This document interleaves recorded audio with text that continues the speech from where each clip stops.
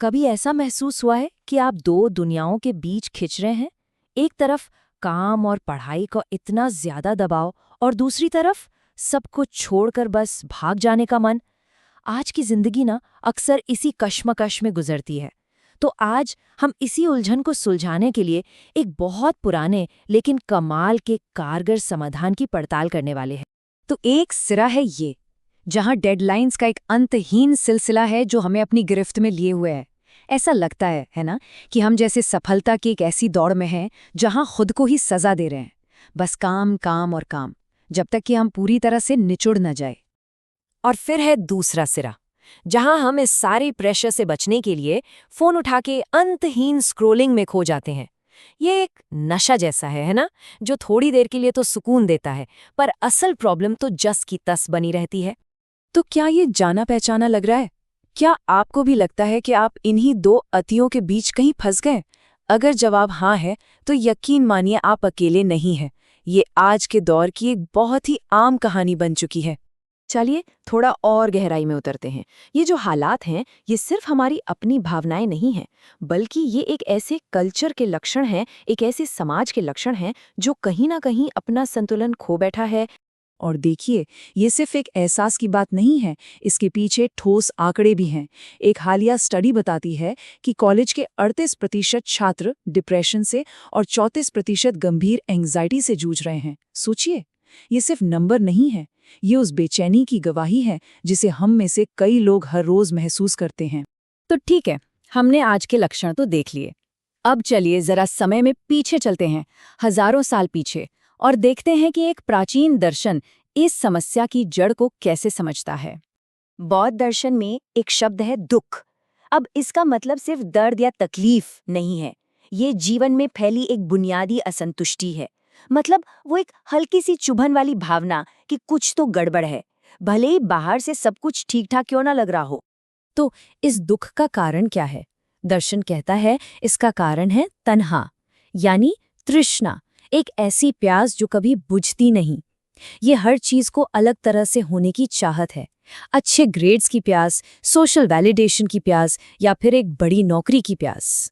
जरा एक पल के लिए रुकिए और सोचिए, पिछले 1 घंटे में ये प्यास या ये चाहत सबसे ज्यादा कहाँ महसूस हुई? क्या ये किसी काम को खत्म करने की बेचैनी थी, या फिर हर चीज से दूर भागकर थोड़ा आराम करने की इच्छा थी? तो दुख और तन्हा के इस निदान के बाद बुद्ध ने एक उपाय बताया, एक प्रिस्क्रिप्शन, और वो है मध्यम मार्ग। ये सिर्फ कोई फिलॉसफी नहीं, बल्कि एक प्रैक्टिकल रास्ता है। तो ये मध्यम मार्ग हमें 2 अतियों से बचने की सलाह देता है। एक तरफ है भोग विलास, जो आज के जमाने का डिजिटल एस्केप है, और दूसरी तरफ है खुद को तकलीफ देना, मतलब हद से ज्यादा मेहनत करके बर्नआउट हो जाना। ये दोनों ही रास्ते हमें मंजिल तक नहीं ले जाते। और हाँ, एक बहुत जरूरी बात, मध्यम मार्ग का मतलब कोई समझौता करना नहीं है। ऐसा नहीं है कि थोड़ा काम कर लो, थोड़ा आलस कर लो। नहीं, ये तो ज्ञान का एक ऐसा रास्ता है जो इन दोनों बेकार की अतियों से ऊपर उठता है। अब हम इस दर्शन की सबसे क्रांतिकारी और शायद सबसे मददगार पहलू पर आते हैं। ये है अनात्म, यानी नॉट सेल्फ का सिद्धांत। ये एंग्जाइटी से निपटने का एक बहुत ही शक्तिशाली नजरिया है। ये विचार कहता है कि खुद को एक ठोस चीज की तरह देखना बंद करो। इसके बजाय खुद को एक लगातार चलती हुई प्रक्रिया के रूप में देखो। ये उस पक्की पहचान को चुनौती देता है जिससे बचाने के लिए हम हर वक्त परेशान रहते हैं। इस प्रक्रिया को पंचस्कंध से समझा जा सकता है।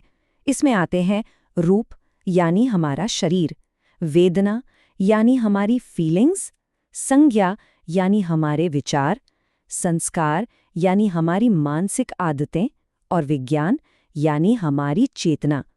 हमारा मैं इन्हीं 5 लगातार बदलती चीजों का एक बंडल है, कोई एक स्थायी चीज नहीं।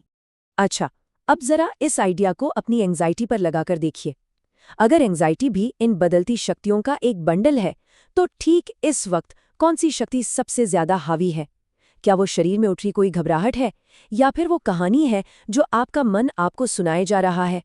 जब हम नॉट सेल्फ को समझने लगते हैं तो हम एक कमाल का साइकोलॉजिकल स्किल सीखते हैं जिसे कॉग्निटिव फ्लेक्सिबिलिटी कहते हैं। ये हमें चीज़ों को सिर्फ सही गलत या पास फेल की तरह देखने से रोकता है और हकीकत को उसकी पूरी जटिलता में स्वीकार करने में मदद करता है। असल जिंदगी में ये कुछ ऐसा दिखता है। मान लीजिए ग्रेड अच्छे नहीं आए, तो हम सोच सकते हैं हाँ, ये ग्रेड निराशाजनक है और ये सिर्फ एक डेटा पॉइंट है और ये मेरी कीमत तय नहीं करता और मैं इससे सीख सकता हूँ। ये जो और शब्द है ना, यही मध्यम मार्ग की भाषा है। तो अब सवाल ये उठता है कि इन सब गहरी बातों को अपनी रोजमर्रा की जिंदगी में लागू कैसे करें। चलिए अब बात करते हैं सस्टेनेबल एम्बिशन यानी टिकाऊ महत्वाकांक्षा की।